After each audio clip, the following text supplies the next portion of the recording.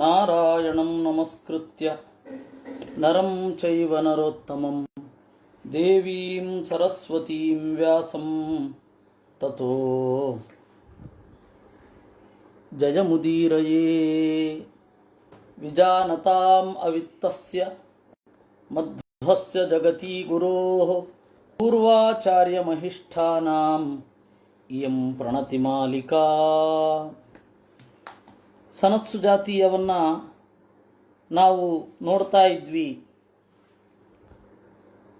ಯಾರು ಸಾಯುವುದೇ ಇಲ್ಲ ಅಂತ ಸನತ್ಸು ಜಾತನ ಒಂದು ಸ್ಟೇಟ್ಮೆಂಟ್. ಆ ಸ್ಟೇಟ್ಮೆಂಟನ್ನು ವಿದುರ ನುಡಿದ. ಸಾವು ಅನ್ನುವುದೇ ಇಲ್ಲ. ಆಗ ಏನಾಯಿತು? ಧೃತರಾಷ್ಟ್ರನಿಗೆ ಆಶ್ಚರ್ಯ ಆಯಿತು. ಸಾವನ್ನು ಗೆಲ್ಲುವುದಕ್ಕಾಗಿ ದೇವತೆಗಳು ಬ್ರಹ್ಮಚರ್ಯವನ್ನು ಮಾಡಿದ್ರು. ಸಾವನ್ನು ಗೆಲ್ಲುವುದಕ್ಕಾಗಿ ಅಸುರರು ತಪಶ್ಚರ್ಯ ಮಾಡಿ ವರ ಪಡಿತಾರೆ. ನೀವು ಸಾವೇ ಇಲ್ಲ ಅಂದ್ರಲ್ಲ. ಅದಕ್ಕೆ ವಿದುರ ಹೇಳಿದ, ನಾನು ಈ ವಿಚಾರವನ್ನು ಉಪದೇಶ ಕೊಡುವ ಹಾಗಿಲ್ಲ, ಸನತ್ಸು ಜಾತರನ್ನೇ ಕರೆಸ್ತೇನೆ ಅಂತ. ಸನತ್ಸು ಜಾತರನ್ನು ನೆನೆದ. ಬಂದಾಯಿತು ಸನತ್ಸು ಜಾತರು. ಅವರಿಗೆ ಗೌರವಾದಿಗಳನ್ನು ಸಮರ್ಪಣೆ ಮಾಡಿ, ಧೃತರಾಷ್ಟ್ರ ಕೆಲವು ಪ್ರಶ್ನೆಗಳನ್ನು ಕೇಳಲಿಕ್ಕಿದ್ದಾನೆ ಅಂತ. ಧೃತರಾಷ್ಟ್ರನ ಉದ್ದೇಶವನ್ನು ಮಧ್ವರು ಹೇಳ್ತಾರೆ, ಅದಾಮೇಲೆ ಗೊತ್ತಾಗತ್ತೆ. ನಾನು ಏನೇ ತಪ್ಪು ಮಾಡಿದ್ರೂ ಜ್ಞಾನಿಯಾದರೆ ಆ ತಪ್ಪುಗಳಿಗೆಲ್ಲ ಕ್ಷಮೆ ಇಲ್ವಾ ಅಂತ ಕೇಳ್ತಾನೆ. ಅದು ಅವನ ಮೂಲ ಉದ್ದೇಶ. ಜ್ಞಾನಾದಿಚ್ಛನ್ನ ಘಕ್ಷಯಂ. ಅದಕ್ಕೆ ಅವರು ಹೇಳ್ತಾರೆ, ಇಲ್ಲ ಇಲ್ಲ, ಸ್ವೋತ್ತಮರಲ್ಲಿ ಮಾಡಿದ ಅಪರಾಧ ಜ್ಞಾನ ಇದ್ದರೂ ತಟ್ಟೆ ತಟ್ಟುತ್ತೆ ಅಂತ. ಪಾಂಡವರು ಸ್ವರೂಪದಲ್ಲಿ ಉತ್ತಮರು. ಅವರಿಗೆ ಅಪರಾಧ ಮಾಡಿ ಜ್ಞಾನ ಪಡೆದರೂ ಕೂಡ ಆ ಅಪರಾಧಕ್ಕೆ ಪರಿಮಾರ್ಜನೆ ಇಲ್ಲ ಅಂತ ಹೇಳ್ತಾರೆ. ಅದನ್ನು ನಾವು ನಂತರ ನೋಡುವ. ಶುರು ಮಾಡಬೇಕಾದ್ರೆ ಈ ಸ್ಟೇಟ್ಮೆಂಟಿನಿಂದ ಶುರು ಆಗಿದ್ದು. ಮೃತ್ಯು ಇಲ್ಲ. ಅದನ್ನು ವಿವರಿಸ್ತಾ ಸನತ್ಸು ಜಾತರು ಹೇಳ್ತಾರೆ, ಮೋಹೋ ಮೃತ್ಯು ಸಮ್ಮತೋ ಯಕ್ಕವೀನಾಂ. ಎರಡು ತರಹದ ಮೃತ್ಯು ಇದೆ. ಒಂದು ಮೋಹ. ಮೋಹ ಅಂದರೆ ಅಜ್ಞಾನ. ಮೋಹ ವೈಚಿತ್ಯ ಅಂತ ಧಾತು. ಚಿತಿ ಅಂತಂದರೆ ಜ್ಞಾನ. ಚಿತಿ ಸಂಜ್ಞಾನೇ ಅಂತ ಧಾತು. ಚಿತಿ ಇಲ್ಲದೆ ಇರೋದು ಅಂದರೆ ಜ್ಞಾನ ಇಲ್ಲದೆ ಇರೋದು. ಮುಹ ಅನ್ನುವ ಧಾತು ಜ್ಞಾನ ಇಲ್ಲದೆ ಇರೋದು ಅನ್ನುವ ಅರ್ಥದಲ್ಲಿ ಇದೆ. ಮುಹ ವೈಚಿತ್ಯ ಅಂದರೆ ಮೋಹ ಅಂದರೆ ಅಜ್ಞಾನ. ಅಜ್ಞಾನ ಅನ್ನೋದೊಂದು ಮೃತ್ಯು. ಇನ್ನು ಪ್ರಮಾದ, ಮೈಮರೆವು, ಅದು ಒಂದು ಮೃತ್ಯು. ನವೈ ಮೃತ್ಯು ವ್ಯಾಘ್ರ ಇವಾತ್ತಿ ಜಂತು ನಾಪ್ಯಸ್ಯ ರೂಪಂ ಉಪಲಭ್ಯತೆ ಹಿ. ಮೃತ್ಯು ಅಂತನ್ನೋದು ಹುಲಿಯ ಹಾಗೆ ಪ್ರತ್ಯಕ್ಷವಾಗಿ ಕಾದು ಕುಳಿತು ಕೊಳ್ಳೆಗೆ ಬಾಯಿ ಹಾಕಿ ಕೊರಳಿನಿಂದ ರಕ್ತವನ್ನು ಹೀರಿ ತಿನ್ನುವುದಲ್ಲ. ಅಣು ಅಣುವು ಮಾನಸಿಕವಾಗಿ ವ್ಯಾಪಿಸಿಕೊಳ್ಳುವಂತಹ ಮೃತ್ಯುಗಳು ಇವು. ಮತ್ತೆ ಸಾವು ಅದೇ ತಾನೆ. ಮೃತ್ಯು ಅಂತ ನಾವು ಹೇಳೋದು ಕೂಡ ಭಾಗವತದಲ್ಲಿ ಹೇಳಿದ್ದು ಮೃತ್ಯು ಅತ್ಯಂತ ವಿಸ್ಮೃತಿ ಅಂತ. ಸಾವು ಅಂದ್ರೇನು?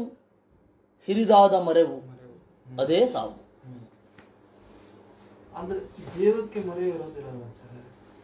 ಜೀವಕ್ಕೆ ಮರುವಿರೋದ್ರಿಂದಲೇ ಅವನು ತನ್ನ ಸ್ವರೂಪವನ್ನು ತಿಳ್ಕೊಳ್ಳದೆ ಇರೋದಲ್ವೇನೋ. ಅದರಿಂದಾಗಿ ಜೀವ ಏನನ್ನು ತಿಳಿಯಬಲ್ಲ? ಭಯ, ಅಭಯ, ಸ್ವಭೋಗ. ಅವನಿಗೆ ಭಯ ಗೊತ್ತಾಗತ್ತೆ, ಅಭಯ ಗೊತ್ತಾಗತ್ತೆ, ತನ್ನ ಭೋಗ, ತನ್ನ ಸುಖ, ತನ್ನ ದುಃಖ ಗೊತ್ತಾಗತ್ತೆ, ಕಾಲ ಗೊತ್ತಾಗತ್ತೆ, ಆಕಾಶ ಗೊತ್ತಾಗತ್ತೆ. ಅಷ್ಟು ಬಿಟ್ಟು ಇನ್ಯಾವುದು ಸ್ಫುಟವಾಗಿ ಗೊತ್ತಾಗಲ್ಲ. ಜೀವ ಸ್ವರೂಪದಿಂದ ತಿಳಿಯುವಂಥದ್ದು ಯಾವುದು? ಇದೆಲ್ಲ ಮಾನಸಿಕವಾದ ಜ್ಞಾನ. ಶಾಸ್ತ್ರಜ್ಞಾನವೂ ಮಾನಸಿಕ ಜ್ಞಾನವೇ ಈ ಹಂತದಲ್ಲಿ. ನಾವು ಈಗ ಏನೆಲ್ಲ ಹೊರಗಡೆ ಓದ್ತಾ ಇದ್ದೇವೆ, ಹೊರಗಡೆ ಬೆಳೀತಾ ಇದ್ದೇವೆ, ಏನು ಡಿಗ್ರಿ ಕೋರ್ಸ್ ಮಾಡುತ್ತೇವೆ, ಆಮೇಲೆ ಅದ್ಯಾವುದೋ ಫಿಸಿಕ್ಸ್ ಅಂತ ತಿಳ್ಕೊಳ್ತೇವೆ, ಅದ್ಯಾವುದೋ ಶಾಸ್ತ್ರ ಅಂತೇವೆ, ಅದ್ಯಾವುದೋ ಭೌತಶಾಸ್ತ್ರ, ಆಕಾಶದಲ್ಲಿ ಹೀಗಿದೆ, ಲೀಗಲ್ ಹೀಗಿದೆ, ಎಲ್ಲ ಮಾನಸಿಕ ಜ್ಞಾನ. ಒಂದ್ಸರ್ತಿ ಮನಸ್ಸು ಸಾಫ್ ಆಗೋದ್ರೆ ಎಲ್ಲ ಮುಗೀತಲ್ಲ. ಮುಂದಿನ ಜನ್ಮದಲ್ಲಿ ಅದರ ಸಂಸ್ಕಾರ ಇರುತ್ತೆ, ಅದಿರೋ ಅಲ್ಲ. ಈ ಎಲ್ಲ ಹಿನ್ನೆಲೆಯಲ್ಲಿ ಮರವೇ ಮರಣ. ಅದಕ್ಕೆ ಹೇಳಿದ್ದು ಇನ್ನು ಪ್ರಮಾದ ಅಂತ ಹೇಳಿದ್ರೆ ತಪ್ಪು ತಿಳುವಳಿಕೆ. ಅದು ಎರಡು. ಕೆಲವರು ಹೇಳ್ತಾರೆ ಯಮಂ ತ್ವೇಕೆ ಮೃತ್ಯು ಮತೋನ್ಯ ಮಾಹು. ಇದು ಗೊತ್ತಿಲ್ಲದೆ ಮೃತ್ಯು ಅಂದರೆ ಯಾರು ಅಂದರೆ ಯಮ ಅಂತ ಹೇಳ್ತಾರೆ. ಅವನು ಯಮ ಬರ್ತಾನೆ, ನಮ್ಮನ್ನು ಎತ್ಕೊಂಡು ಹೊರಟೋಗ್ತಾನೆ, ನಮ್ಮನ್ನು ಸಾಯಿಸಿ ಬಿಡ್ತಾನೆ ಅಂತ. ಆದರೆ ಜ್ಞಾನಿಗಳ ಏನು, ಅದು ಮರವಿನತ್ತ ನೂಕುವುದೇ ಆಗಿದೆ ಯಮನ ಕೆಲಸವೂ ಕೂಡ.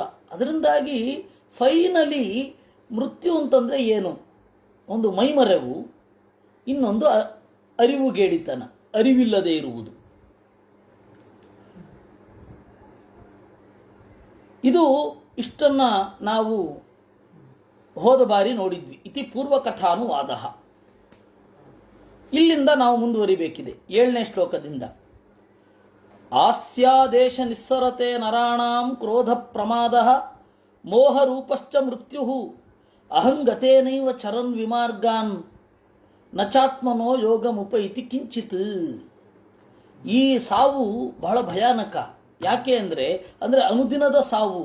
ಆಸ್ಯಾದೇಶ ನಿಸ್ಸರತೆ ನರಾಣಾಂ, ಸಿಟ್ಟು, ಪ್ರಮಾದ ಮೊದಲಾದವುಗಳೆಲ್ಲ ಈ ಪ್ರಜ್ಞೆಯಿಂದಲೇ ಆಚೆ ಬರುತ್ತೆ, ಮನಸ್ಸಿನಿಂದಲೇ ಆಚೆ ಬರುತ್ತೆ. ಅದೇ ಮೋಹರೂಪ ಆಗತ್ತೆ. ಅಹಂಗತೇನೈವ, ಇದನ್ನೇ ನಾನು ಅಂತ ಅಂದುಕೊಳ್ತಾನೆ. ವಿಮಾರ್ಗಾನ್ ಚರಾನ್, ಬಳಸು ದಾರಿಯಲ್ಲಿ ಸುತ್ತುತ್ತಾ ತತ್ವವನ್ನು ಮರೆತು ಆತ್ಮನಃ ಯೋಗಂ ನ ಉಪೈತಿ, ಜೀವಾತ್ಮನ ಜೊತೆಗೆ ಸಂಪರ್ಕವೇ ಸಿಗೋದಿಲ್ಲ. ಜೀವಾತ್ಮನ ಜೊತೆಗೆ ಅವನಿಗೆ ಅವನ ಬಗ್ಗೆನೇ ಸಂಪರ್ಕ ಇರಲ್ಲ. ಅವ್ರನ್ನ ಮಾತಾಡಿಸಿದ್ವಿ, ಇವ್ರನ್ನ ಮಾತಾಡಿಸಿದ್ವಿ, ಆಯ್ತಪ್ಪ ನಿನ್ನನ್ನು ನೀನು ಯಾವಾಗ ಮಾತಾಡಿಸ್ಕೊಂಡೆ, ಅದಕ್ಕೆ ಏಕಾಂತ ಇರೋದು. ಆ ಏಕಾಂತ ಕೆಲವರು ಹೆದರ್ತಾರೆ, ಕೆಲವರು ಲೋಕಾಂತಕ್ಕೆ ಬೆದರ್ತಾರೆ. ನನ್ನನ್ನು ಕುರಿತು ನಾನು ಮಾತನಾಡಿಕೊಳ್ಳೋದು, ಅದಕ್ಕೊಂದು ಮಾಧ್ಯಮ ಬೇಕು, ಅದು ಶಾಸ್ತ್ರ. ಅದರಿಂದ ನಚ ಆತ್ಮನೋ ಯೋಗಂ ಉಪೈತಿ ಕಿಂಚಿತ್, ಮಾನಸಿಕವಾಗಿ ದಾರಿ ತಪ್ಪಿ ಎಲ್ಲೆಲ್ಲೋ ತಿರುಗುತ್ತಾ ತನ್ನ ಜೊತೆಗೆ ತಾನು ಮಾತನಾಡಿಕೊಳ್ಳದೆ ಇರುವುದೇ ದೊಡ್ಡ ಮರಣ. ಅದನ್ನೇ ಪ್ರಮಾದ, ಒಂದು ಮರಣ. ಇದೇ ಪ್ರಮಾದ, ಮೈಮರೆವು. ನನ್ನನ್ನು ಕುರಿತು ನಾನು ತಿಳ್ಕೊಳ್ತಾ ಇಲ್ಲ ಅನ್ನೋದೇ ಗೊತ್ತಿರಲ್ಲ. ಅಲೆಕ್ಸಿಸ್ ಕರೆಲ್ ಕೂಡ ಹೇಳ್ತಾನೆ, we have gain mastery on all things which exist on the face of earth without ಅವರ್ ಸೆಲ್ಫ್ಸ್ ಅಂತ. ಎಲ್ಲನೂ ಗೊತ್ತು ನಮಗೆ, ಅದು ಗೊತ್ತು, ಇದು ಗೊತ್ತು, ಹಾಗೆ ಗೊತ್ತು, ಹೀಗೆ ಗೊತ್ತು. ಆದರೆ ನಮ್ಮ ಬಗ್ಗೆ ನಮಗೆ ಗೊತ್ತಿಲ್ಲ. ನಮ್ಮ ಬಗ್ಗೆ ನಮಗೊಂದು ಆಸಕ್ತಿ ಬಿಟ್ಟು ಉಳಿದ ಎಲ್ಲದರ ಬಗೆಗೆ ಇದೆ. ವೈದ್ಯಕೀಯ ಪ್ರಪಂಚವೂ ಹಾಗೆ, it is not on exception ಅಂತ ಅಲೆಕ್ಸಿಸ್ ಕರೆಲ್ದು ಮ್ಯಾನ್ ದಿ ಅನ್ನೋನಲ್ಲಿ ಆರಂಭದಲ್ಲಿ ಇದೆ. ವಸ್ತುತಃ ಅಲ್ಲಿ ಮ್ಯಾನ್ ದಿ ಅನ್ನೋನಲ್ಲಿ ಬಂದಿರುವಂತಹ ಅನೇಕ ಸಂಗತಿಗಳನ್ನು ಇವತ್ತು ಟ್ಯಾಕಲ್ ಮಾಡಿ BM ಹೆಗಡೆ ಅವರು ಮಾತನಾಡ್ತಾರೆ, ಅದು ಬೇರೆ. ಆದರೆ ಇದು ಬಹಳ ಚೆನ್ನಾಗಿ ಇರೋದು. ನಾವು ಭೂಮಿಯಲ್ಲಿ ಇರುವ ಎಲ್ಲ ಸಂಗತಿಗಳ ಬಗ್ಗೆ ತಿಳಿದಿರ್ತೇವೆ, ನಮ್ಮನ್ನು ಹೊರತುಪಡಿಸಿ. ನಮಗೆ ನಾವು ಗೊತ್ತಿಲ್ಲ ಅಂತಲೇ ಡಾಕ್ಟರ್ ಹತ್ರ ಹೋಗೋದಲ್ವಾ. ಇದು ಆರಂಭದಲ್ಲಿ ನೋಡಿ, ನಮ್ಮ ದೇಹದ ಬಗ್ಗೆ ನಮ್ಗೆ ಗೊತ್ತಿಲ್ಲ, ನಾವು ಹೇಗಿದ್ದೀವಿ ನೋಡಿ ಡಾಕ್ಟ್ರೇ ಅಂತ ಅವ್ರ ಹತ್ರ ಹೋಗ್ತೇವೆ. ಸಾಮಾನ್ಯವಾಗಿ ಮಾತನಾಡುವಾಗ ನಾನು ಕ್ಷೇಮ, ನೀವು ಕ್ಷೇಮವೇ. ಡಾಕ್ಟರ್ ಹತ್ರ ಮಾತನಾಡಬೇಕಾದ್ರೆ ನಾನು ಹೇಗಿದ್ದೇನೆ ನೀವು ನೋಡಿ. ಯಾಕೆ ಅಂದರೆ ನಮ್ಮ ಬಗ್ಗೆ ನಮಗೆ ಗೊತ್ತಿಲ್ಲ. ಇದು ದೈಹಿಕವಾಗಿ, ಇದು ಆತ್ಮಿಕವಾಗಿಯೂ ಗೊತ್ತಿಲ್ಲ ನಮಗೆ. ಈ ಪ್ರಮಾದ ಇದೆಯಲ್ಲ, ಆ ಗೊತ್ತಿಲ್ಲ ಅನ್ನುವ ಪ್ರಮಾದ, ಅದೇ ಮೃತ್ಯು ಅಂತ ಹೇಳ್ತಾರೆ.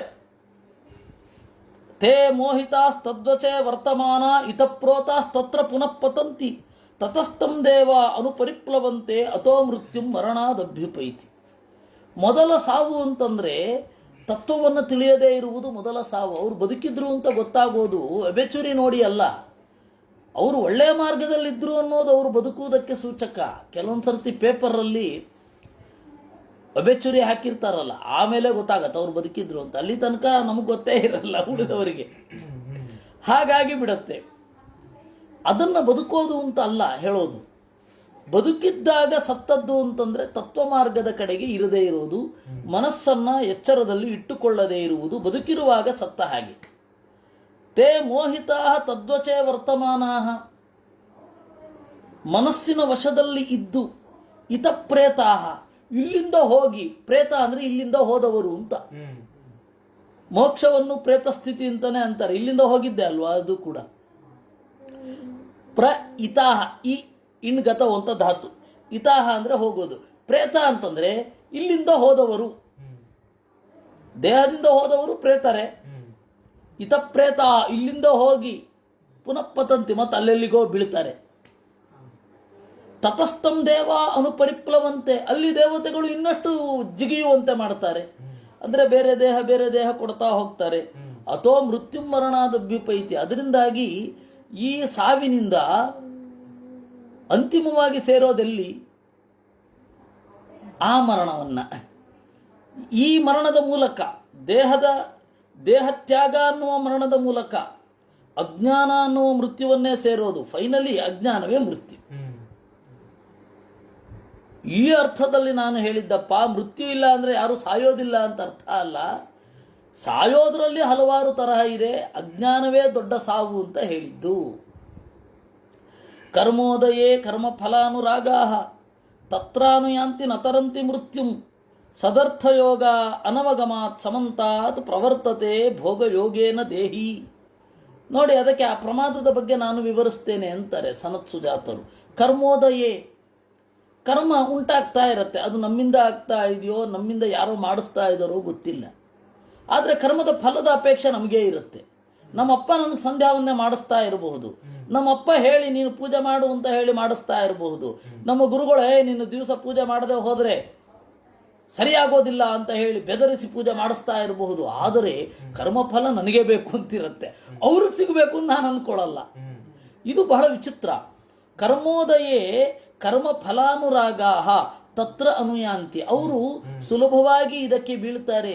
ನತರಂತಿ ಮೃತ್ಯುಂ ಅವರಿಗೆ ನನ್ನ ಕೈನಲ್ಲಿ ಮಾಡಿಸಿದ್ಯಾರು ಅವರಿಗೆ ಫಲ ಸಲ್ಲುತ್ತೆ ಅನ್ನೋದೇ ಗೊತ್ತಿಲ್ಲದೆ ಹೋದ ಮೇಲೆ ಕಥಂ ಮೃತ್ಯುಂ ತರಂತಿ ಮರಣವನ್ನು ಹೇಗೆ ದಾಟ್ತಾರೆ ಹೇಳಿ? ಇದಲ್ವಾ ಸಮಸ್ಯೆ ಅಂದರೆ. ಸದರ್ಥ ಯೋಗ ಅನವಗಮಾತ್ ಸಮಂತಾತ್ ಒಳ್ಳೆಯ ಪದಾರ್ಥ ಯಾವುದು ಈ ಜಗತ್ತಿನಲ್ಲಿ ಅಂತ ಗೊತ್ತಿಲ್ಲ. ಒಳ್ಳೆಯ ಲಾಭ ಸತ್ ಅರ್ಥ ನಿರ್ದುಷ್ಟವಾದ ಪ್ರಯೋಜನದ ಜೊತೆಗೆ ಬಾಳಿ ಗೊತ್ತಿಲ್ಲ. ಅದರಿಂದಾಗಿ ಭೋಗಯೋಗೆ ಪತಂತಿ ಭೋಗದಲ್ಲಿ ತೊಡಗುತ್ತಾರೆ. ಅವನು ಭೋಗವನ್ನು ಯಾಕೆ ಬಯಸ್ತಾನೆ? ಇದರಿಂದ ನನಗೇನೋ ಒಳ್ಳೆಯದಾಗತ್ತೆ, ಜಗತ್ತಿನಲ್ಲಿ ಇದು ಸಾರ ಅಂತ ಅವನ ತಲೆಯಲ್ಲಿ ಇರುತ್ತೆ. ವಿನಃ ಭೋಗವನ್ನು ಭೋಗಕ್ಕಾಗಿ ಬಯಸೋದಿಲ್ಲ, ತನಗಾಗಿ ಬಯಸೋದು. ಇದು ಇರೋದು ಸಮಸ್ಯೆ. ಇವತ್ತು ಬೆಳಗ್ಗೆ ಖಂಡಾರ್ಥ ನಿರ್ಣಯದಲ್ಲಿಯೂ ಕೂಡ ವೇದದ ಮಂತ್ರದ ಚಿಂತನೆ ಮಾಡುವಾಗ ನಮಗಿದು ಗೊತ್ತಾಯಿತು. ಏನು ವೇದದಲ್ಲಿ ಸುಖ ಸುಖ ಅಂತ ಯಾಕೆ ಅಷ್ಟೊಂದು ಹೇಳ್ತಾರೆ? ಆ ಸುಖ ಸ್ವರೂಪ ಏನು? ಯಾರಿಗೂ ಸುಖ ಬೇಕು ಅಂತ ಗೊತ್ತು, ಸುಖದ ಬಗ್ಗೆ ತಿಳ್ಕೊಳ್ಳೋ ಕಾತರ ಇರಲ್ಲ. ಸುಖ ಬೇಕು ಅಂತುಂಟು, ಸುಖ ಹೇಗಿರುತ್ತೆ ಅದು ಯಾರಿಗೂ ಗೊತ್ತಿಲ್ಲ. ಯಾಕಂದ್ರೆ ಸದರ್ಥ ಯೋಗ ಅನವಗಮಾತ್ ವೇದ ಅನ್ನೋದು ಆ ಸುಖ ನಮಗೆ ಪರಿಚಯಿಸಬೇಕು. ಒಂದೊಮ್ಮೆ ವೇದ ಅನ್ನೋದು ಸುಖವನ್ನು ನಮಗೆ ಪರಿಚಯಿಸೋದಿಲ್ಲ ಅಂದರೆ ಸುಖ ಸ್ವರೂಪ ನಮಗೆ ಗೊತ್ತೂ ಆಗಲ್ಲ. ನಾವೆಲ್ಲ ಏನು ಅಂದ್ಕೊಂಡಿದ್ದೇವೆ, ಸುಖ ಪಡಿಬೇಕು, ವೇದ ಏನು ಹೇಳ್ತಾ ಇಲ್ಲ. ಸುಖ ಸಾಧನಮೇವೈಕಂ ನೃಣಾಂ ವೇದ ಪ್ರದರ್ಶಯೇತ್ ಅಂತ ಮಧ್ವಾಚಾರ್ಯರ ಮಾತು. ವೇದ ಅನ್ನೋದು ಸುಖ ಸಾಧನವನ್ನು ಮಾತ್ರ ತೋರಿಸ್ತಾ ಇದೆ.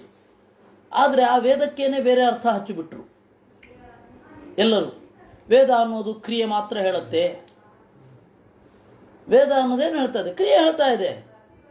ಅವಾಗ ವೇದದ ಉದ್ದೇಶ ಏನು ಅನ್ನೋದು ನಾವು ದಾರಿ ತಪ್ಪಿದೆವು. ವೇದದ ಉದ್ದೇಶ ಏನು ಅನ್ನೋದು ದಾರಿ ತಪ್ಪಿದಾಗ ವೇದ ಸುಖ ಕೊಡಬೇಕು ನಮಗೆ.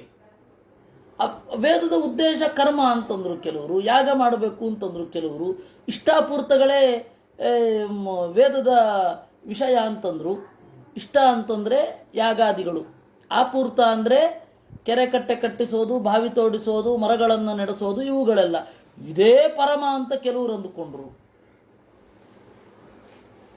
ವೇದ ಅನ್ನೋದು ಸುಖಕ್ಕಿದೆ. ನಾವು ಈಗ ಸುಖಕ್ಕಾಗಿ ಕಸುಬನ್ನು ಸುಖ ಅಂತ ಅನ್ಕೊಳ್ತಾ ಇದ್ದೇವೆ. ಕಸುಬು ಕಲಿತು ಸುಖವನ್ನು ಪಡಿಬೇಕು ಅಂತ ಇವತ್ತು ಅಂದ್ಕೋತಾ ಇರೋದು ನಾವು. ಅದಕ್ಕೆ ವೇದವನ್ನು ಮರೆತೆವು. ಇದು ಸದರ್ಥ ಯೋಗ ಅನವಗಮಾತು. ಒಳ್ಳೆಯ ಅರ್ಥದ ಸಂಬಂಧ ತಿಳಿಯದೇ ಇರುವುದರಿಂದ ಸದರ್ಥ ಯೋಗ ಅನವಗಮಾತ್, ಅದರಿಂದ ಸಾಯ್ತಾ ಇದ್ದೀವಿ. ಅದಕ್ಕಾಗಿ ಏನು ಮಾಡ್ತಾರೆ, ಭೋಗಯೋಗೇನ ಪ್ರವರ್ತತೆ. ಸದರ್ಥ ಅನ್ನೋದಕ್ಕೆ ಸುಮಾರು 3-4 ಅರ್ಥ ಇದೆ. ಅರ್ಥ ಅಂದರೆ ವಸ್ತು, ಸದರ್ಥ ಅಂದರೆ ಯಾವುದೇ ದೋಷವಿಲ್ಲದ ವಸ್ತು. ಯಾರು? ಅದು ದೇವರು.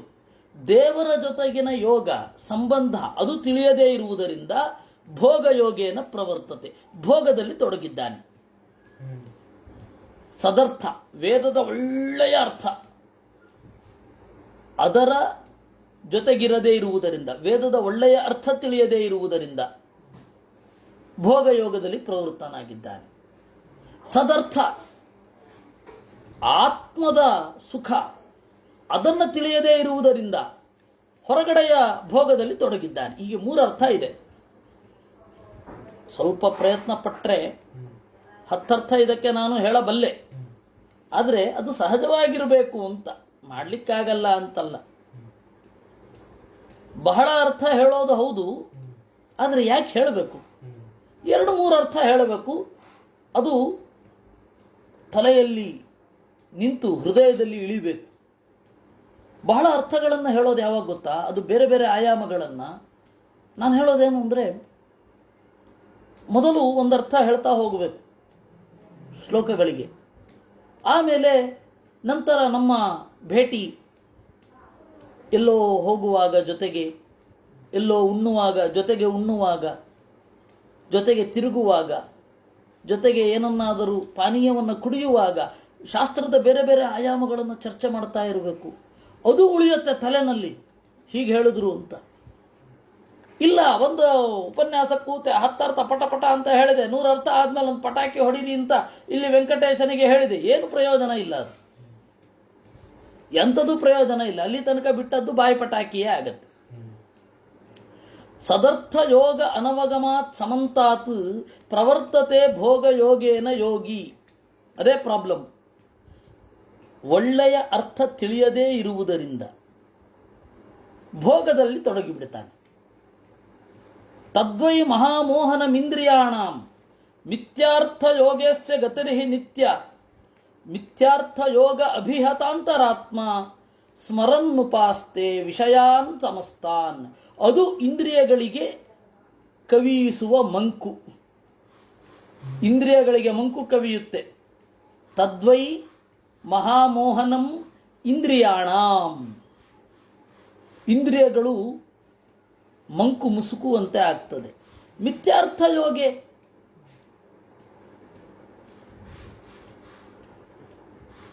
ವ್ಯರ್ಥವಾದ ಪದಾರ್ಥದ ಜೊತೆಗೂಡಿ, ಮನಸ್ಸು ವ್ಯರ್ಥವಾದ ಪದಾರ್ಥದ ಜೊತೆಗೂಡಿದಾಗ ಇಂದ್ರಿಯಗಳಿಗೆ ಮಂಕು ಕವಿಯುತ್ತೆ. ಅಸ್ಯ ಗತಿರ್ಹಿ ನಿತ್ಯ, ಇದು ಅನಿತ್ಯ. ಇವನ ದೇಹಗಳಲ್ಲಿ ಇವನ ಪ್ರಯಾಣ ಮಾತ್ರ ನಿತ್ಯ. ಮಿಥ್ಯಾರ್ಥ ಯೋಗ ಅಭಿಹತಾಂತರಾತ್ಮ. ಅನಿತ್ಯವಾದ ಪದಾರ್ಥಗಳಲ್ಲಿ ತೊಡಗಿದ ಮನಸ್ಸಿನವನಾಗಿ ಸಮಸ್ತಾನ್ ವಿಷಯಾನ್ ಸ್ಮರನ್, ಅದೇ ಶಬ್ದ ಸ್ಪರ್ಶ ರೂಪ ರಸಗಂಧಗಳನ್ನು ನೆನಪಿಸಿಕೊಳ್ಳುತ್ತಾ ಉಪಾಸ್ತೆ, ಅದ್ರ ಜೊತೆಗೇ ಇರ್ತಾನೆ. ಅದನ್ನು ಮೀರಿ ಒಂದು ಸುಖ ಇದೆ ಅಂತಲೇ ಗೊತ್ತಾಗದೆ ಹೋದರೆ ಅದನ್ನು ಮೀರೋದು ಹೇಗೆ? ಅವಿದ್ಯಾ ವೈ ಪ್ರಥಮಂ ಹಂತಿ ಚೈನಂ ಕಾಮಕ್ರೋಧೋ ಗೃಹ್ಯ ಚೈನಂತು ಪಶ್ಚಾತ್ ಏತೆ ಬಾಲಾನ್ ಮೃತ್ಯವೇ ಪ್ರಾಪಯಂತಿ ಧೀರಾಸ್ತು ಧೈರ್ಯೇಣ ತರಂತಿ ಮೃತ್ಯುಂ. ಅವಿದ್ಯಾ, ಅವಿದ್ಯಾ ಅಂತಂದರೆ 2-3 ಅರ್ಥ ಇದೆ ಅವಿದ್ಯಾ ಅನ್ನೋದಕ್ಕೆ. ಒಳ್ಳೆ ಕುಲದಲ್ಲಿ ಹುಟ್ಟಿದ್ದೇನೆ ಅನ್ನುವ ಹೆಮ್ಮೆ, ಅದು ಅವಿದ್ಯಾ. ಅವಿದ್ಯಾ ಅಂತಂದರೆ ಕೀರ್ತಿ. ಮೊದಲು ಇವನನ್ನು ಕೀರ್ತಿಯ ಬಯಕೆ ನಾಶ ಮಾಡುತ್ತೆ. ಅಯ್ಯೋ, ನಾನು ಏಕಾಂತದಲ್ಲಿ ಒಬ್ಬನೇ ಕೂತ್ಕೊಂಡಿದ್ರೆ ನನ್ನನ್ನು ಯಾರು ಗುರುತಿಸ್ತಾರೆ? ಲೋಕಾಂತದಲ್ಲಿ ಇರಬೇಕು ಅಂತ ಜನರ ಮಧ್ಯೆ ತನ್ನನ್ನು ಗುರುತಿಸಿಕೊಳ್ಳುವ ಬಯಕೆಯನ್ನು ಅವಿದ್ಯಾ ಅಂತ ಕರೀತಾರೆ. ಯಾವುದು ಓದಿದ್ರೆ ಜಾಸ್ತಿ ಸ್ಕೋಪ್ ಇದೆ, ಯಾವ ಫೀಲ್ಡಲ್ಲಿ ಇಳಿದ್ರೆ ಹೆಚ್ಚು ಜನ ನನ್ನನ್ನು ಗುರುತಿಸ್ತಾರೆ, ಐ ವಿಲ್ ಬಿಕಮ್ ಸೆಲೆಬ್ರಿಟಿ, ಈ ಚಟ ಬಂದು ಮೃತ್ಯುಂ ಇದು ಮೊದಲು ಅವನನ್ನು ಕೊಲ್ಲತ್ತೆ, ಅವನ ಮನಸ್ಸನ್ನು ಕೊಲ್ಲತ್ತೆ. ಆಮೇಲೆ ಕಾಮಕ್ರೋಧವು, ಕಾಮ ಮತ್ತು ಕ್ರೋಧ, ಅವಿದ್ಯೆಯ ಹಿಂದೆ ಕಾಮ ಇದೆ. ಆ ಕಾಮಕ್ಕೆ ಅಡ್ಡಿ ಬಂದಾಗ ಸಿಟ್ಟು ಬರುತ್ತೆ. ಏತೆ ಬಾಲಾನು ಮೃತ್ಯವೇ ಪ್ರಾಪಯಂತಿ.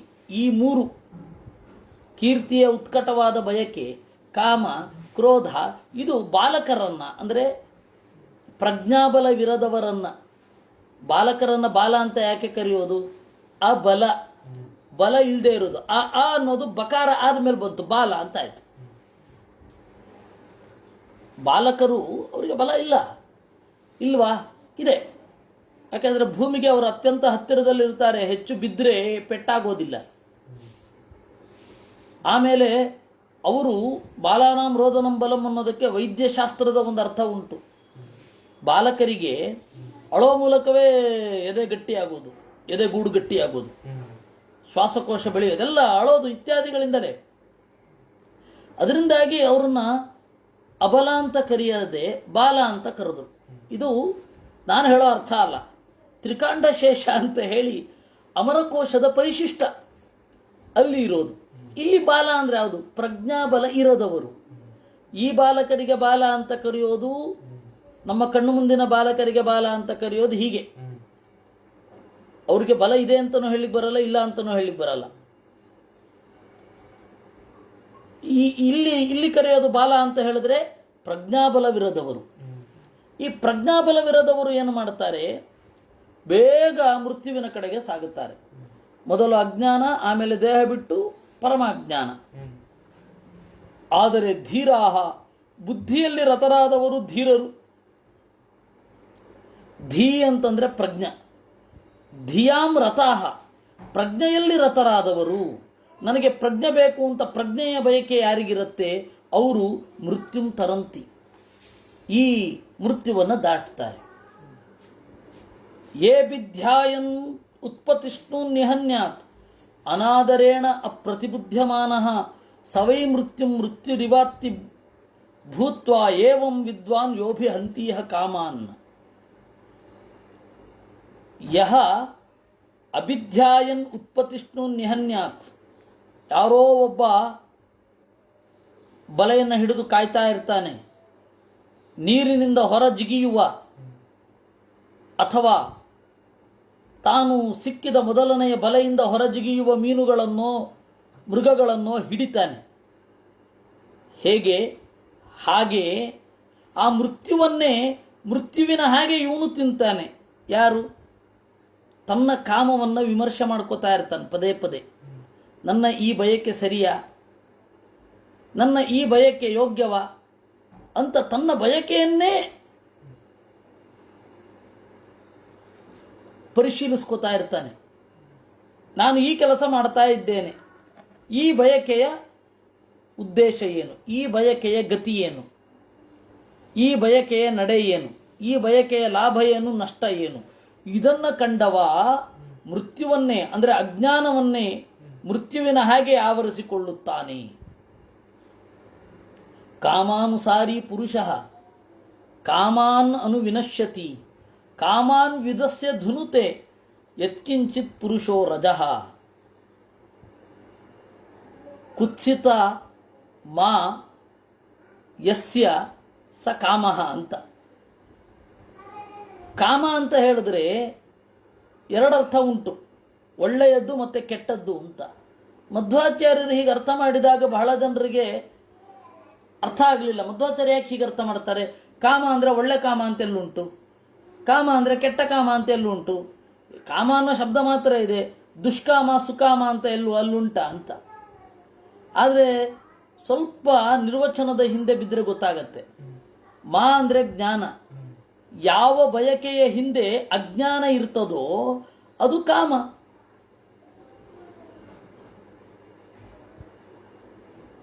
ಕ ಅಂತಂದರೆ ಕೆಟ್ಟ, ಅಲ್ಪ ಅಂತ ಅರ್ಥ ಉಂಟು. ಅಲ್ಪಾರ್ಥೆ ಕಹ. ಪ್ರಜ್ಞೆ ಅನ್ನೋದು ಅತ್ಯಂತ ಚಿಕ್ಕ ಲೆವೆಲ್ದಾಗಿದ್ದರೆ, ಈ ದೇಹಕ್ಕೆ ಮಾತ್ರ ಅನ್ವಯಿಸೋದಾಗಿದ್ದರೆ ಅದು ಕಾಮ. ಒಬ್ಬ ಹುಟ್ಟಿ ನಾನು ಯಾವಾಗಲೂ ಸುಖಿಯಾಗಿರಬೇಕು ಅಂತ ಹೇಳಿ ದೇಹಕ್ಕೆ ಅನ್ವಯಿಸಿದ ಹಾಗೆ ಮಾತ್ರ ಯೋಚನೆ ಮಾಡಿಕೊಂಡ್ರೆ ದಾನಾದಿಗಳನ್ನು ಮಾಡಲ್ಲ. ನ್ಯಾಯ ನೀತಿಗಳಲ್ಲಿ ನಡಿಬೇಕಾಗಿಲ್ಲ ಅಂತ ಅಂದ್ಕೋತಾನೆ. ಯಾಕೆಂದರೆ ಅವನಿಗೆ ಈ ದೇಹದಲ್ಲಿ ಮಾತ್ರ ಬದುಕ್ತೇನೆ, ಈ ದೇಹದ ಬಯಕೆ ಈಡೇರಿದ್ರೆ ಸಾಕು ಅಂತಿರುತ್ತೆ. ಅದಕ್ಕೆ ಹೇಳಿದ್ದು ಕಾಮ ಅನುಸಾರಿ ಪುರುಷ ಕಾಮಾನನು ವಿನಶ್ಯತಿ. ಅದಕ್ಕನುಗುಣವಾಗಿ ಅವನ ಬಯಕೆ ಚಿಕ್ಕದು, ಶಾರ್ಟ್ ಪೀರಿಯಡಿನ ಕಾಮ, ಈ ದೇಹ ಇರೋ ತನಕ ಅಂತ. ಅಲ್ಲಿ ತನಕ ಎಲ್ಲ ಭೋಗಿಸಿ ಬಿಸಾಕ್ಬಿಡ್ಬೇಕು. ಅದನ್ನು ಜೀವನೋತ್ಸಾಹ ಅಂತ ಬೇರೆ ಹೇಳ್ಕೊತಾರೆ ಇವರೆಲ್ಲ. ನಾನು 50 ವರ್ಷದ ಒಳಗಡೆ 5,000 ಖಾದ್ಯಗಳನ್ನು ತಿಂದಿರಬೇಕು, 20 ದೇಶಗಳನ್ನು ಸುತ್ತಿರಬೇಕು.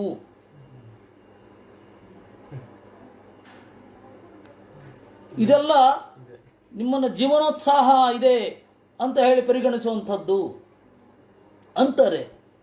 ಅದು ಏನೇ ಆದರೂ ಶಾರ್ಟ್ ಪೀರಿಯಡೇ ಅಲ್ವಾ. ಇದು ಭೀಮಸೇನ ಕಾಮ ಅಂತ ಅದು ಒಳ್ಳೆಯದು ಅಂತ, ಅದು ಒಳ್ಳೆಯ ಕಾಮ. ಕ ಅಂತಂದ್ರೆ ಆನಂದ, ಆನಂದದ ಪ್ರಜ್ಞೆಯ ಜೊತೆಗೆ ಮಾಡತಕ್ಕಂತಹ ಸ್ವರೂಪಾನಂದವನ್ನು ಕ ಅಂತ ಕರೀತಾರೆ. ಅದರ ಜೊತೆಯಲ್ಲಿ ಸರಿಯುವಂತಹ ಪ್ರಜ್ಞೆ ಕಾಮ, ಅದು ಬಯಕೆ, ಅದು ಆತ್ಮಿಕವಾದ ಬಯಕೆ. ಅದನ್ನು ಅವನು ಕಾಮ ಅಂತ. ರಾಜನ್ನ ಕಾಮಾದತಿರಿಕ್ತಮಸ್ತಿ ಅಂತ ಭೀಮಸೇನ ಹೇಳೋದು. ಅದು ನಮಗೆ ಸಿಗೋದು ಆಪದ್ಧರ್ಮ ಪರ್ವದಲ್ಲಿ. ಸಮಗ್ರ ಧರ್ಮಾರ್ಥ ಕಾಮಗಳ ಹಿನ್ನೆಲೆಯಲ್ಲಿಯೇ ಪ್ರಾಚೀನ ಭಾರತದ ಚಿಂತನ ಪದ್ಧತಿ. ನೀವು ಧರ್ಮಾರ್ಥ ಕಾಮಗಳ ಹಿನ್ನೆಲೆಯಲ್ಲಿ ಧರ್ಮಶಾಸ್ತ್ರ ನೋಡದೆ ಹೋದರೂ ಅರ್ಥ ಆಗಲ್ಲ, ವೇದಾಂತ ನೋಡದೆ ಹೋದರೂ ಅರ್ಥ ಆಗಲ್ಲ. ನಮ್ಮ ಪ್ರಾಚೀನ ಭಾರತದ ಕಾವ್ಯ ಅರ್ಥ ಆಗಬೇಕಾದ್ರೆ ಧರ್ಮಾರ್ಥ ಕಾಮಗಳ ಚಿಂತನೆ ಇರಬೇಕಾಗತ್ತೆ. ಅದರಿಂದಾಗಿ ವೆಸ್ಟರ್ನ್ ನಾವೆಲ್ಸ್ಗಳನ್ನು ಓದುವಾಗ ವೆಸ್ಟರ್ನ್ ಥಾಟ್ ಏನಿದೆ ಅದನ್ನು ನಾವೆಲ್ಸಿನ ಮೂಲಕ ನೀವು ಪರಿಚಯ ಮಾಡ್ಕೊಳ್ಳಿಕ್ಕೆ ಹೋಗಿ ನೀವು ಅಂತರಾಳದಲ್ಲಿ ನಿಂತು ತೇಲಾಡ್ತಾ ಇರೋ ಹಾಗಾಗತ್ತೆ. ಯಾಕೆಂದರೆ ಧರ್ಮಾರ್ಥ ಕಾಮಗಳ ಗೊತ್ತು ಗುರಿಯೇ ಇರೋದಿಲ್ಲ. ಕಾಮಾನುಸಾರಿ ಪುರುಷ ಕಾಮಾನ್ ಅನುವಿನಶ್ಯತಿ ಕಾಮಾನ್ ವಿದಸ್ಯ ಧುನುತೆ. ಯಾವಾಗ ಈ ಕಾಮಗಳನ್ನು ಝಾಡಿಸುತ್ತಾನೆ ಆವಾಗ ಪುರುಷ ರಜಃ ಧುನುತೆ, ಈ ರಜೋಗುಣವನ್ನೇ ಧಿಕ್ಕರಿಸಿದ ಹಾಗೆ. ದೇಹೋತ್ಪ್ರಕಾಶೋ ಭೂತಾನಾಂ ನರಕೋಯಂ ಪ್ರದೃಶ್ಯತೆ ಗೃಧ್ಯಂತ ಏವ ಧಾವಂತಿ ಗಚ್ಚಂತ ಸ್ವಭ್ರಮನ್ಮುಖಾಹ. ದೇಹ ಅನ್ನೋದೇ ನರಕದ ಒಂದು ಪುಟ್ಟ ಮಾಡೆಲ್. ನಾವು ಮಾಡುವ ಭೋಗಗಳು ಕ್ರಮೇಣ ನಮ್ಮ ದೇಹವನ್ನು ಶೈಥಿಲ್ಯದತ್ತ ಒಯ್ಯುತ್ತವೆ ಅನ್ನೋದನ್ನು ಇಟ್ಟುಕೊಂಡು ಈ ದೇಹಕ್ಕಾಗಿ ಮಾಡುವ ಕರ್ಮವೂ ಕೂಡ ನಮ್ಮನ್ನು ನರಕದತ್ತ ಒಯ್ತಾ ಇದೆ. ಕೇವಲ ದೇಹಕ್ಕಾಗಿ ಮಾಡುವಂತಹ ಕರ್ಮ ಅದು ಶಾಸ್ತ್ರ ಏನು ಹೇಳುತ್ತೆ? ನಿಮ್ಮ ಊಟ, ವಸತಿ, ಬಟ್ಟೆ ಇಷ್ಟಾಗಿ ನೀವು ಮಾಡಿಕೊಂಡ್ರೆ, ಎಷ್ಟೇ ಬಂದರೂ ನೀವು ಇಷ್ಟರಲ್ಲೇ ಇದ್ದರೆ, ಅದರಲ್ಲಿಯೂ ಇಂದ್ರಿಯ ನಿಗ್ರಹಾದಿಗಳಿದ್ದರೆ ನೀವು ಎತ್ತರಕ್ಕೆ ಇರ್ತೀರ. ಇಲ್ಲ, ಹಾಗಿಲ್ಲ, ಅದನ್ನು ಪೂರ್ತಿ ದೇಹದ ಭೋಗಗಳಿಗಾಗಿ ನಾನು ಬಳಸ್ತೇನೆ ಅಂತ ಹೇಳಿದರೆ ಉನ್ಮುಖಾಹ ಶೊಭ್ರಂ ಪತಂತಿ. ವೇಗವಾಗಿ, ಶೊಭ್ರ ಅಂದರೆ ಹಳ್ಳ, ವೇಗವಾಗಿ ಹಳ್ಳಕ್ಕೆ ಬೀಳಲು ಪ್ರಯತ್ನ ಪಡಬೇಕೇ? ಇಲ್ಲ. ಈ ತರಹ ಇರುತ್ತೆ. ಅದರಿಂದಾಗಿ ದೇಹ ಅನ್ನೋದು ನರಕದ ಚಿಕ್ಕ ಮಾಡೆಲ್ ಅಂತ ಗೊತ್ತಾಗಲ್ಲ ಜನರಿಗೆ. ದೇಹ ಅಪ್ರಕಾಶೋ ಭೂತಾನಾಂ ನರಕೋಯಂ ಪ್ರದೃಶ್ಯತೆ.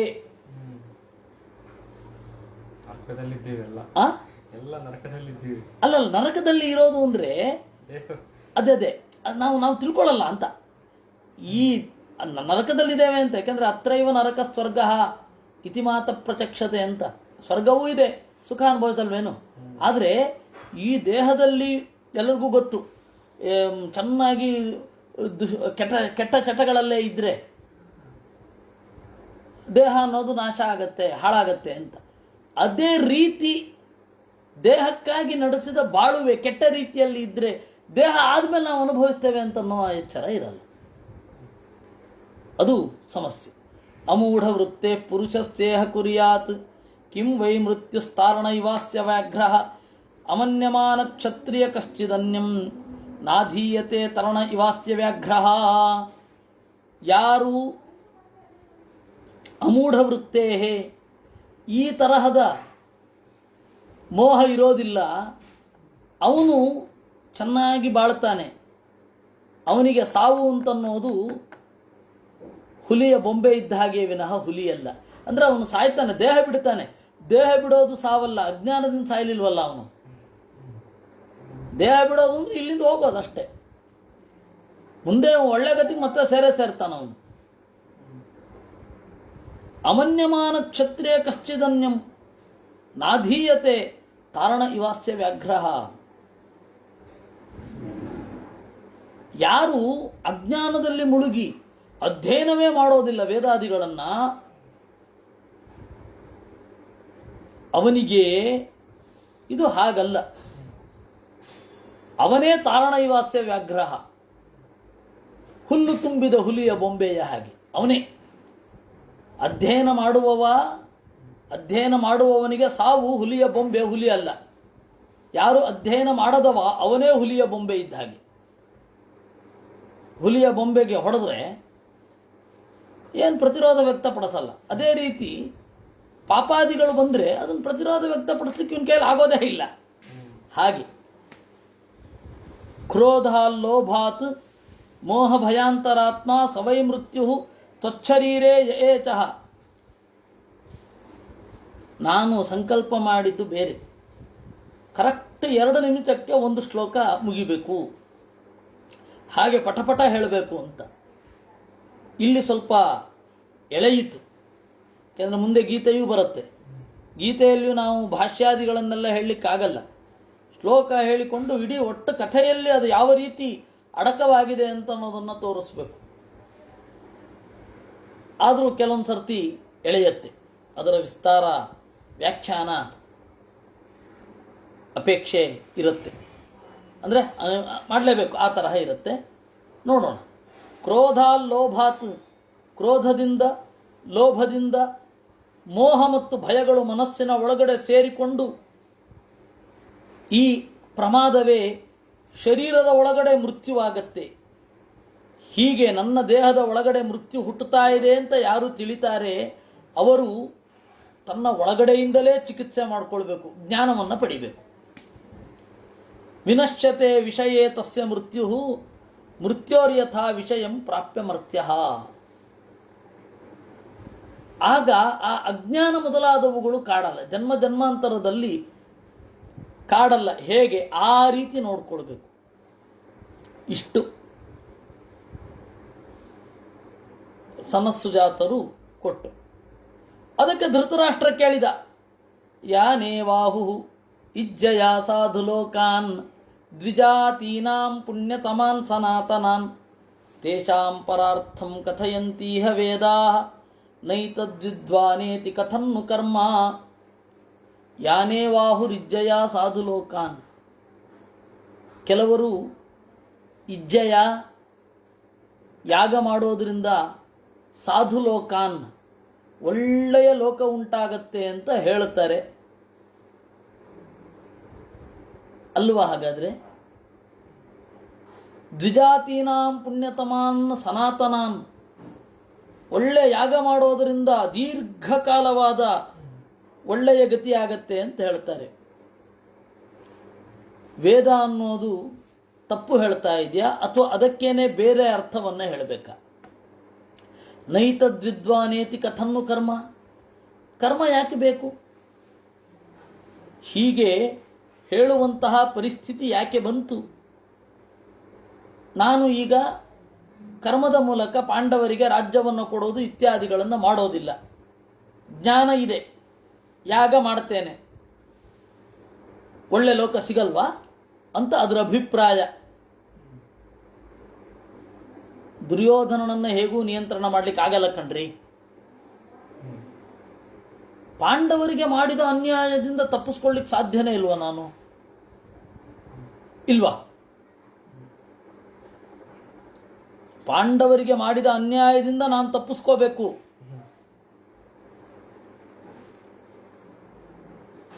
ಬೇರೆ ದಾರಿನೇ ಇಲ್ವಾ? ಮತ್ತೆ ಅಪಾಮ ಸೋಮಂ ಅಮೃತ ಭೂಮ ಅಂತ ಹೇಳಿ ವೇದ ಹೇಳುತ್ತೆ. ಸೋಮಯಾಗ ಮಾಡಿ ಸೋಮಪಾನ ಮಾಡೋಣ, ಮುಕ್ತರಾಗ್ಬಿಡೋಣ ಅಂತ. ಸೋಮ ಅಂದರೆ ಒಂದು ಬಳ್ಳಿ, ಆ ಬಳ್ಳಿಯಿಂದ ತೆಗೆದ ರಸ. ಸೋಮಪಾನ ಮಾಡೋದು, ಮುಕ್ತರಾಗೋದು. ಜ್ಞಾನದ ಗೊಡವೆ ಎಲ್ಲ ಯಾಕೆ ಬೇಕು? ಈ ಜ್ಞಾನ ಅಂತೆ ಯಾರ್ದೋ ಹತ್ರ ಕೂತ್ಕೊಂಡು ಓದಬೇಕಂತೆ. ಸರಿ, ಇದನ್ನೇ ಮಾಡಿಬಿಡೋಣ. ಇದೇ ಆಗಬೇಕು, ಕರ್ಮ ಆಗಬೇಕು. ಪಾಂಡವರಿಗೆ ನಿಷ್ಠರಾಗಿ ನಡ್ಕೊಳ್ಬೇಕಂತೆ. ಅವರು ದೇವತಾ ಸ್ವರೂಪರಂತೆ, ಅವರ ಹಿಂದೆ ದೇವೋತ್ತಮನಾದ ಕೃಷ್ಣ ಇದ್ದಾನಂತೆ. ಕರ್ಮದಿಂದ ನಾವು ಅವನಿಗೆ ಅಪಚಾರ ಮಾಡಬಾರದಂತೆ. ಯಾಕೆ ಬೇಕು ಇವೆಲ್ಲ?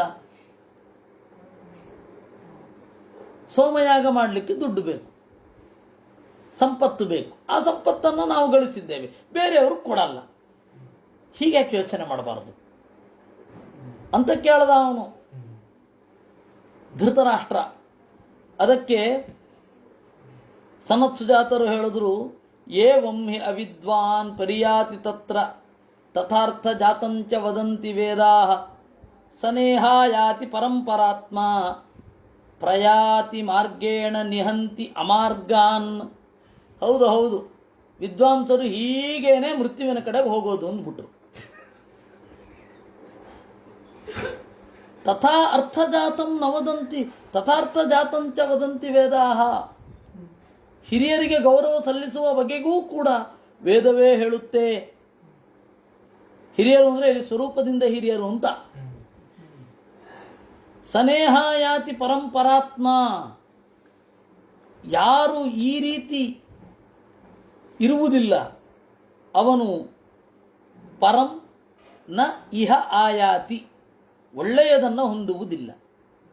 ಮಾರ್ಗದಿಂದ ಹೋಗುವಾಗ ಅಮಾರ್ಗಗಳನ್ನು ಬಿಟ್ಟೇ ಹೋಗೋದಲ್ವಾ? ಪ್ರಯಾತಿ ಮಾರ್ಗೇಣ ನಿಹಂತಿ ಅಮಾರ್ಗಾನ್. ದಾರಿಯಲ್ಲಿ ಹೋಗ್ತಾ ಇದ್ದಾನೆ ಅಂದರೆ ಕೆಟ್ಟ ದಾರಿ ಹಿಡಿದಿಲ್ಲ ಅಂತ ಅರ್ಥ. ಕೆಟ್ಟ ದಾರಿಯಿಂದ ಒಳ್ಳೆಯ ಗುರಿ ಕಡೆಗೆ ಹೋಗ್ತೇವೆ ಅಂತ ಹೇಗಾಗುತ್ತದು? ಇಲ್ಲಿ ಲೋಕದಲ್ಲಿ ಒಂದು ಕಡೆಗೆ ಹೋಗಲಿಕ್ಕೆ 10 ದಾರಿ ಇರಬಹುದು. ನೀವು ಉಡುಪಿಗೆ ಹೋಗಬೇಕಾದ್ರೆ ಶಿವಮೊಗ್ಗ ಮೂಲಕನೂ ಹೋಗಬಹುದು, ಬಾಳೆಕುದುರು ಮೂಲಕನೂ ಹೋಗಬಹುದು, ಬಾಳೆಕುದುರು ಘಾಟಿ. ಕೇರಳಕ್ಕೆ ಹೋಗಿ ಕೇರಳದಿಂದ ವಾಪಸ್ ಬರಬಹುದು. 1000 ದಾರಿ ಇದೆ. ಆದರೆ ಇದು ಪ್ರಜ್ಞೆಗೆ ಅನ್ವಯಿಸೋದಿಲ್ಲ, ನಿಮ್ಮ ಜೀವನದ ನಡೆಗೆ ಅನ್ವಯಿಸೋದಿಲ್ಲ. ಅದಕ್ಕೆ ಹೇಳಿದ್ರು ಅವರು ಪ್ರಯಾತಿ ಮಾರ್ಗೇಣ ನಿಹಂತಿ ಅಮಾರ್ಗ ಅನ್ನಂತ.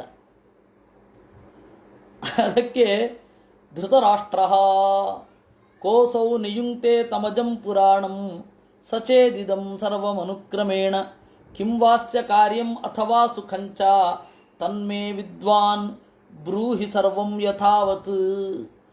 ಅದಕ್ಕೆ ಧೃತರಾಷ್ಟ್ರ ಇನ್ನೂ ಮೂಲತಃ ಪ್ರಶ್ನೆ ಕೇಳಿದ. ನೋಡಿ, ಒಬ್ಬ ರಾಜಕೀಯ ಮಾಡ್ತಾ ಇದ್ರೆ ಏನೇನೆಲ್ಲ ಲೆವೆಲಲ್ಲಿ ಪ್ರಶ್ನೆ ಬರುತ್ತೆ ಅನ್ನಲಿಕ್ಕೆ ಈ ಪ್ರಶ್ನೆಯ ಅರ್ಥವನ್ನು ಒಮ್ಮೆ ಹೇಳಿಬಿಡ್ತೇನೆ, ಆಮೇಲೆ ನಿಮ್ಗೊಂದು ಘಟನೆ ಹೇಳ್ತೇನೆ, ಈಗ ಗೊತ್ತಾಗತ್ತೆ. ಕೋಸು ಅಲ್ಲ, ದೇವರನ್ನು ಯಾರು ನಿಯಂತ್ರಣ ಮಾಡ್ತಾರೆ? ನೀನು ಒಳ್ಳೆಯವರಿಗೇನೇ ಒಳ್ಳೆಯದು ಮಾಡಬೇಕು, ಕೆಟ್ಟವರಿಗೇನೇ ಕೆಟ್ಟದ್ದು ಮಾಡಬೇಕು. ದೇವ್ರನ್ನ ಯಾರು ನಿಯಂತ್ರಣ ಮಾಡ್ತಾರೆ? ಅವನನ್ನು ಪುಸಲಾಯಿಸಿದರೆ ಸಚೇದಿದಂ ಸರ್ವಂ ಅನುಕ್ರಮೇಣ. ಅವನು ಇದೇ ಕ್ರಮದಲ್ಲಿ ಮಾಡ್ಕೊಂಡು ಬಂದಿದ್ದಾನೆ. ಅನಂತ ಕಾಲದಿಂದ, ಅನಾದಿ ಕಾಲದಿಂದ ಹೀಗೆ ಮಾಡ್ಕೊಂಡು ಬರ್ತಾನೆ. ಅನಂತ ಕಾಲದವರೆಗೂ ದೇವರು ಹೀಗೇ ಇದೇ ದಾರಿಯಲ್ಲಿ ಇದ್ದವರಿಗೆ ಮಾತ್ರ ಸುಖವನ್ನು ನೀಡ್ತಾನೆ. ಅಂದರೆ ದೇವರದೊಂದು ದಾರಿ ಆಯಿತು. ಆ ದೇವರ ದಾರಿ, ದೇವರು ದಾರಿ ಬಿಟ್ಟು ಹೋಗಬಾರದು ಅಂತ ಯಾರು ನಿಯಂತ್ರಣ ಮಾಡ್ತಾರ? ಯಾವತ್ತೂ ಒಂದು ದಿವಸ ದಾರಿ ಬಿಟ್ಟಿಲ್ವಾ? ಬಿಟ್ಟಿಲ್ವಾ ಅಂತ ಕೇಳೋದು, ನಾನು ಅಡ್ಡದಾರಿ ಹಿಡಿದ್ರೂ ಕೂಡ ದೇವರು ಅದನ್ನೇ ದಾರಿ ಅಂತ ಪರಿಗಣಿಸಿ ಅವನು ದಾರಿ ಬಿಟ್ಟು ನಮ್ಮನ್ನು ಮುಕ್ತರನ್ನಾಗಿ ಮಾಡಬಾರ್ದೆ? ಕಿಂವಾಸ್ಯ ಕಾರ್ಯಂ ಅಥವಾ ಸುಖಂಚ. ಹೋಗಲಿ, ಅವನು ಜಗತ್ತನ್ನು ಹೀಗೇ ಪಾಲಿಸೋದ್ರಿಂದ ಏನು ಸುಖ ಇದೆ ಅವನಿಗೆ? ತನ್ಮೇ ವಿದ್ವನ್ ಬ್ರೂಹಿ ಸರ್ವಂ ಯಥಾವತ್. ಅದೆಲ್ಲ ನನಗೆ ಹೇಳಬೇಕು ಅಂತ. ನಾವು ಇರುವ ಫೀಲ್ಡ್ ಯಾವ ರೀತಿ ಯೋಚನೆ ಮಾಡಿಸುತ್ತೆ ಅನ್ನೋದಕ್ಕೆ ಇದು ದೊಡ್ಡ ದೃಷ್ಟಾಂತ. ಇದಕ್ಕೊಂದು ಸಂವಾದಿಯಾಗಿ ಹೇಳ್ತೇನೆ. ಮೊನ್ನೆ ಒಂದು ಸಂಘಟನೆಯವರು ಬಂದಿದ್ದರು. ನಾನು ಸ್ವಾಮಿಗಳ ಜೊತೆ ಕೂತ್ಕೊಂಡಿದ್ದೆ. ಅವರು ಸ್ವಾಮಿ ನಮ್ಮ ಸಂಘಟನೆಯವರು ಬರ್ತೇವೆ, ನೀವು ನಮ್ಗೆ ಅನುಕೂಲ ಮಾಡಿಕೊಡ್ಬೇಕು. ಅಲ್ಲ, ಈ ವರ್ಷ ಕೊರೋನಾ, ಮುಂದಿನ ವರ್ಷ ಆಗೋದಿಲ್ಲ, ಮುಂದಿನ ವರ್ಷ ಬೇಕಾದರೆ ನೋಡುವ. ಮುಂದಿನ ವರ್ಷ ಇರ್ತೀರ ನೀವು? ಇಲ್ಲ, ಮುಂದಿನ ವರ್ಷ ಕೃಷ್ಣಾಪುರ ಸ್ವಾಮಿಗಳು ಬಂದಿರ್ತಾರೆ. ಅಲ್ಲ, ನೀವು ಪರ್ಯಾಯವನ್ನು ವಿಸ್ತಾರ ಮಾಡಿಸ್ಕೊಳ್ಳಿಕ್ಕಾಗಲ್ವಾ? ಯಾಕೆ? ಅಲ್ಲ, ನಮಗೆ ಕೊರೋನಾ ಸಂಕಷ್ಟದಿಂದಾಗಿ ನಮಗೆ ಕಷ್ಟ ಉಂಟಾಗಿದೆ, ಅದರಿಂದಾಗಿ ನೀವು ಮೇಲ್ಗಡೆ ಅರ್ಜಿ ಹಾಕಿ ನಮ್ಮ ಅವಧಿಯನ್ನು ವಿಸ್ತರಿಸಿಕೊಳ್ಳಬೇಕು ಅಂತ ನೀವು ಅಪೀಲ್ ಮಾಡಲಿಕ್ಕಾಗಲ್ವಾ ಅಂತ ಕೇಳಿದ್ರು ಅವರು. ಅವ್ರದ್ದೇ ಲೆವೆಲಲ್ಲಿ ಹಂಗೆ ಯೋಚನೆ ಮಾಡೋದು. ನಮ್ಮದು ಅದು ಯೋಚನೆಯೇ ಇಲ್ಲ. ವಾದಿರಾಜರು 2 ವರ್ಷ ಅಂತ ಹೇಳ್ಬಿಟ್ಟಿದ್ದಾರೆ. ಉಪ್ಪೋ ತಪ್ಪೆ 2 ವರ್ಷ ಅಂದರೆ ಮುಗೀತು ಅಷ್ಟೇ. ಬಂತೋ ಬರಲಿಲ್ವೋ ಮುಗಿದು ಹೋಯ್ತು. ಆದರೆ ಅವರು ಸಂಘಟನೆಯವರು ಈ ಹಾದಿ ಬೀದಿ ರಾಜಕಾರಣದಲ್ಲಿ ತೊಡಗಿದವರು, ಅವ್ರಿಗೆ ಅದೇ ಬುದ್ಧಿ. ಸ್ವಾಮಿ, ಇದು ನಮಗೆ ಲಾಭ ಬರಲಿಲ್ಲ, ಅದರಿಂದಾಗಿ ಇನ್ನೊಂದು 1 ವರ್ಷ ಎಕ್ಸ್ಟೆಂಡ್ ಮಾಡಿಕೊಳ್ಳೋಣ ಅಂತ ಕೇಳ್ಕೊಳ್ಳಿಕ್ಕೆ ಆಗಲ್ವ ನಿಮಗೆ ಅಂತ ಕೇಳಿದ್ರು. ಅವೆಲ್ಲ ಆಗಲ್ಲ, ನಮ್ಗೆ ಆ ಥರ ಸೆಕೆಂಡ್ರಿ ಥಾಟೇ ಬಂದಿಲ್ಲ, ಬಿಟ್ಟು ಹೋಗೋದು ಅಂದರೆ ಬಿಟ್ಟು ಹೋಗೋದು ಅಷ್ಟೇ 2 ವರ್ಷ ಅಂತ ಹೇಳಿದ್ರು. ಅದೇ ರೀತಿ ಧೃತರಾಷ್ಟ್ರ ನೋಡಿ, ಅಷ್ಟು ವರ್ಷ ರಾಜಕೀಯ ಮಾಡಿ ಮಾಡಿ ಮಾಡಿ ಅವನು ಹೋಗ್ತಾ ಇರೋ ದಾರಿಯನ್ನು ಅವನು ಯಾವತ್ತೂ ಮೀರೋಲ್ವಾ ಅಂತ ಕೇಳ್ತಾನೆ.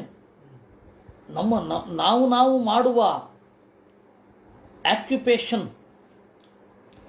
ನಾವು ಮಾಡುವಂತಹ ಒಂದು ಪೂರ್ವಾಗ್ರಹಗಳು ಹೇಗಿರುತ್ತೆ ಅಂತಂದರೆ ನಮ್ಮ ಒಂದು ಕೆಲಸಕ್ಕೆ, ಆಕ್ಯುಪೇಷನ್ಗೆ ಅನುಗುಣವಾಗಿ ಇರುತ್ತೆ. ನಮ್ಮ ಇದೇನು ಕೆಲಸ ಏನು, ಆ ಕೆಲಸವನ್ನು ಎಲ್ಲ ಕಡೆ ಅನ್ವಯಿಸ್ತಾ ಹೋಗ್ತೇವೆ. ಅದರಿಂದ ಮುಕ್ತರಾಗಿ ಕೆಲವೊಮ್ಮೆ ನೋಡಬೇಕಾಗುತ್ತೆ. ಕಿಂವಾಸ್ಯ ಕಾರ್ಯಂ ಅಥವಾ ಸುಖಂಚ, ಅದಕ್ಕೆ ಸನತ್ ಸುಜಾತಃ, ಅದಕ್ಕೆ ಸನತ್ ಸುಜಾತರು ಪ್ರಾಯ ನಗ್ತಾ ಇದ್ರು ಕಾಣುತ್ತೆ ಇವನು ಆ ಥರ ಹೇಳ್ತಾ ಇದ್ದದ್ದಕ್ಕೆ. ಜ್ಞಾನಿ ಏನು ಕಡಿಮೆ ಅವನಲ್ಲ ಧೃತರಾಷ್ಟ್ರ, ವಿದ್ಯಾಶೀಲ. ಏನು ಹೇಳಿದ? ದೋಷೋ ಮಹಾನತ್ರ ವಿಭೇದ ಯೋಗೇ ಶನಾದಿ ಯೋಗೇನ ಭವಂತಿ ನಿತ್ಯಾಹ ತಥಾಸ್ಯ ನಾಧಿಕ್ಯಮಪೈತಿ ಕಿಂಚಿತ್ ಅನಾದಿ ಯೋಗೇನ ಭವಂತಿ ಪುಂಸಃ.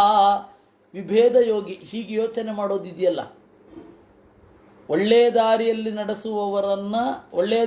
ನಡೆಯುವವರನ್ನ ಸುಖದತ್ತ ಒಯ್ತೇನೆ, ಕೆಟ್ಟ ದಾರಿಯಲ್ಲಿ ನಡೆಯುವವರನ್ನು ದುಃಖದತ್ತ ಒಯ್ತೇನೆ ಅನ್ನುವ ದೇವರ ದಾರಿಯನ್ನು ಬದಲಿಸಬಹುದೇ ಅಂತನ್ನುವ ಯೋಚನೆಯೇ ದೊಡ್ಡ ದೋಷಾವಹ ಅಂದರು. ಯಾಕೆಂದರೆ ಅನಾದಿ ಯೋಗೇನ ಭವಂತಿ ನಿತ್ಯ, ಇದೆಲ್ಲ ನಿತ್ಯವಾದ ಪದಾರ್ಥ ಅಪ್ಪ, ಅನಿತ್ಯವಾದದ್ದಲ್ಲ, ಇದು ನಿತ್ಯವಾದದ್ದು. ಈ ನಿತ್ಯ, ಇವಾಗ ನೀನು ಆ ತರಹ ಮಾಡಿದ್ರೂ ಕೂಡ ಒಂದು ವೇಳೆ ನಾನೇ ದೇವರಾಗಿದ್ದೆ ಅಂತ ಇಟ್ಕೊ, ನಾನು ನಿಂತು ದೇವರು ನೋಡ್ಬೇಕಾದ್ರೆ ನಾನು ಏನೇ ಮಾಡಿದ್ರೂ ಮುಕ್ತಿ ಕೊಟ್ಟಿದ್ರೆ ಚೆನ್ನಾಗಿರ್ತಿತ್ತು, ಸರಿ ನಾನೇ ದೇವರಾದರೆ ಹಂಗೆ ಮಾಡ್ತೀನ ಅಂತ ಯೋಚನೆ ಮಾಡ್ಕೋಬೇಕು. ಹಂಗೆ ಮಾಡಲ್ಲ. ಏನೇ ಆಗಲಿ ದೇವರು ಹೀಗಿರಬೇಕಿತ್ತು. ನನ್ನ ಪ್ರಕಾರ ದೇವರು ದುಷ್ಟರನ್ನು ಉದ್ಧರಿಸಬೇಕು ಅಂತಂದರೆ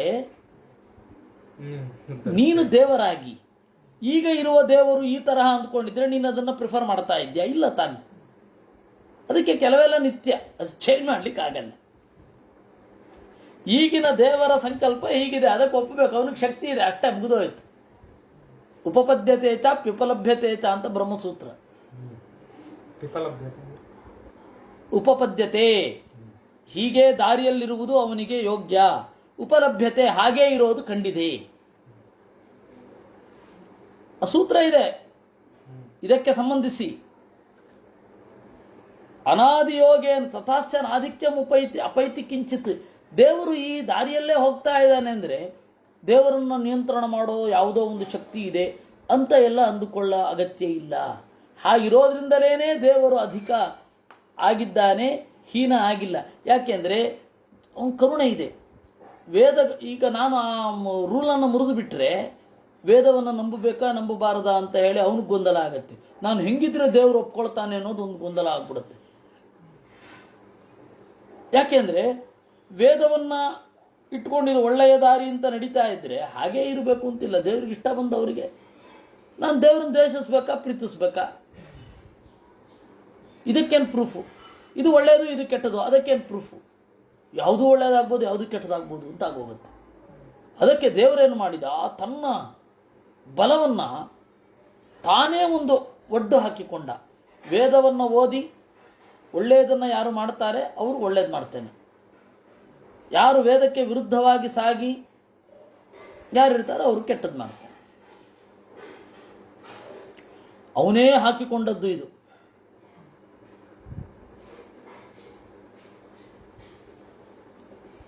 ಯದೇ ತದದ್ಧಾ ಭಗವಾಂತ ನಿತ್ಯಂ ವಿಕಾರ ಯೋಗೇನ ಕರೋತಿ ವಿಶ್ವಂ ತಥಾ ಚ ತಚ್ಛಕ್ತಿರಿತಿ ಸ್ಮ ಮನ್ಯೇ ತದರ್ಥಯೋಗೇನ ಭವಂತಿ ವೇದಾಃ. ತದರ್ಥಯೋಗೇನ ದೇವರು ವೇದದ ಪ್ರಯೋಜನವನ್ನು ನೋಡಿಕೊಂಡು, ವೇದದಿಂದ ಜನರಿಗೆ ಸಲ್ಲುವ ಪ್ರಯೋಜನವನ್ನು ನೋಡಿಕೊಂಡು ದೇವರು ತನ್ನ ನಿಯತಿ ಒಳಗಡೆ ತಾನಿರ್ತಾನೆ. ಏನು ಸಮಸ್ಯೆ? ಧೃತರಾಷ್ಟ್ರ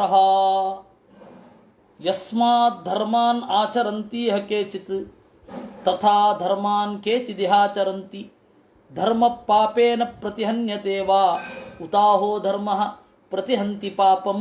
ಅದಕ್ಕೆ ಧೃತರಾಷ್ಟ್ರ ಏನು ಮಾಡಿದ? ಸರಿ, ಲೋಕದಲ್ಲಿರುವ ಒಳಿತು ಕೆಡುಕುಗಳಿಗೆ ಬರೋಣ ಅಂದ. ಲೋಕವನ್ನು ಮೀರಿ ಆಗುವ ಒಳಿತು ಕೆಡುಕುಗಳನ್ನು ನೋಡೋಣ. ಅದು ಯಾಕೆಂದರೆ ಲೋಕದಲ್ಲಿರುವ ಒಳಿತು ಕೆಡುಕುಗಳನ್ನು ನೋಡಿ ಹೋಗಬೇಕು. ಅದನ್ನು ನಾವು ನೋಡಿ ಆಯಿತು. ಲೋಕದ ಆಚೆಗೂ ಇರುವ ಒಳಿತು ಕೆಡುಕುಗಳ ವಿಚಾರ ಏನು? What is good or what is bad? ಈ ದೇಹವನ್ನು ಮೀರಿ, ಈ ಲೋಕವನ್ನು ಮೀರಿ ಯಾವುದು ಇದೆ? ಅದಾಮೇಲೆ ಈಗ ಬರೋಣ, ಇಲ್ಲಿ ಯಾವುದು ಒಳ್ಳೆಯದು ಯಾವುದು ಕೆಟ್ಟದ್ದು. ಯಾಕೆ ಅಂದರೆ ಯಸ್ಮಾತ್ ಧರ್ಮಾನ್ ಆಚರಂತೀಹ ಕೇಚಿತ್, ಕೆಲವರು ಧರ್ಮದ ದಾರಿಯಲ್ಲಿ ನಡೀತಾ ಇರ್ತಾರೆ, ಕೆಲವರು ಅಧರ್ಮದ ಹಾದಿಯಲ್ಲಿ ನಡೀತಾ ಇರ್ತಾರೆ.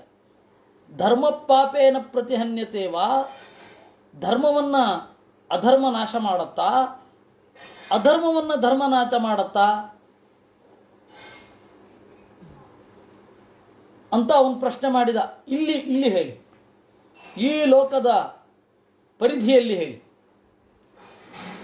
ಸನತ್ ಸುಜಾತಃ ತಸ್ಮಿನ್ ಸ್ಥಿತೋ ವಾಪ್ಯ ಭಯಂ ಹಿ ನಿತ್ಯಂ ಜ್ಞಾನೇನ ವಿದ್ವಾನ್ ಪ್ರತಿಹಂತಿ ಸಿದ್ಧಂ ಅತೋನ್ಯಥಾ ಪುಣ್ಯಮುಪೈತಿ ದೇಹಿ ತಥಾಗತಂ ಪಾಪಮುಪೈತಿ ಸಿದ್ಧಂ. ಅದಕ್ಕೆ ಸನತ್ಸುಜಾತರು ಹೇಳಿದ್ರು, ನೋಡಪ್ಪ, ಪುಣ್ಯ ಪಾಪವನ್ನು ಕೊಲ್ಲತ್ತಾ, ಧರ್ಮವನ್ನು ಅಧರ್ಮ ನಾಶ ಮಾಡತ್ತಾ, ಅಧರ್ಮವನ್ನು ಧರ್ಮನಾಶ ಮಾಡತ್ತಾ ಅಂದರೆ ಎರಡೂ ಇಲ್ಲ. ಯಾಕೆ ಅಂದರೆ ಅದೆಲ್ಲ ತೀರ್ಮಾನ ಆಗೋದು ವೈಯಕ್ತಿಕವಾದ ಧರ್ಮದ ಮೇಲೆ, ವೈಯಕ್ತಿಕವಾದ ಪುಣ್ಯ ಪಾಪಗಳ ಹಿನ್ನೆಲೆಯಲ್ಲಿ. ಅದರಿಂದ ವೈಯಕ್ತಿಕವಾದ ಪುಣ್ಯ ಪಾಪಗಳ ಹಿನ್ನೆಲೆಯಲ್ಲಿ ನೀನು ನೋಡಬೇಕು. ಜ್ಞಾನ ಬಂತು ಅಂದರೆ ಅಧರ್ಮ ಇಲ್ಲ, ಜ್ಞಾನ ಬರಲಿಲ್ಲ ಅಂತಂದರೆ ಅಧರ್ಮ ಇದೆ. ಇದು ವೈಯಕ್ತಿಕವಾದ ಹಿನ್ನೆಲೆ. ಈ ತರಹದ ಪುರುಷರು ಜಾಸ್ತಿ ಆಗ್ತಾ ಹೋಗಿ ಧರ್ಮ ಜಾಗೃತ ಆದರೆ ಅಧರ್ಮವನ್ನು ಒತ್ತಿಟ್ಟ ಹಾಗೆ, ಅಜ್ಞಾನಿಗಳಾದ ಪುರುಷರು ಜಾಸ್ತಿ ಆಗ್ತಾ ಹೋಗಿ ಅಜ್ಞಾನ ಮೆರೆದ್ರೆ ಅಷ್ಟು ಜನ ಹೋಗಬೇಕು ಅಂತ ಅರ್ಥ. ಧರ್ಮದ ನಾಶ ಅಂತಲ್ಲ ಅದು. ಏಕೆಂದರೆ ಧರ್ಮ ಮತ್ತು ಅಧರ್ಮ ಅನ್ನೋದು ವೈಯಕ್ತಿಕ. ಧರ್ಮ ಅಂದರೆ ಈ ಆಚಾರ ಇದ್ರೆ ಧರ್ಮ ಅಂತ ಹೇಳಿ ಬರಲ್ಲ. ಯಾಕೆಂದರೆ ಆ ಆಚಾರ ನೀವು ಶಿಖೆ ಬಿಡೋದು ಧರ್ಮ ಅಂತ ನೀವು ಹೇಳಿದ್ರೆ, ಫಿಲ್ಮ್ ಸ್ಟಾರ್ಗಳು ಕೂಡ ಸ್ಟೈಲ್ಗಾಗಿ ಶಿಖೆ ಬಿಟ್ಟರೆ ಅದು 1000 ಜನ ಅನುಸರಿಸ್ತಾರೆ. ಅದು ಧರ್ಮ ಆಗಲ್ಲ. ಆ ಧರ್ಮದ ಹಿಂದೆ ಇರುವ ಕಾನ್ಸೆಪ್ಟ್ ಬೇಕು. ವೇದಾಧ್ಯಯನಕ್ಕೆ ಅನುಗುಣವಾಗಿ ಶಿಖೆಯನ್ನು ಇಟ್ಕೊಳ್ಬೇಕು ಅಷ್ಟೇ.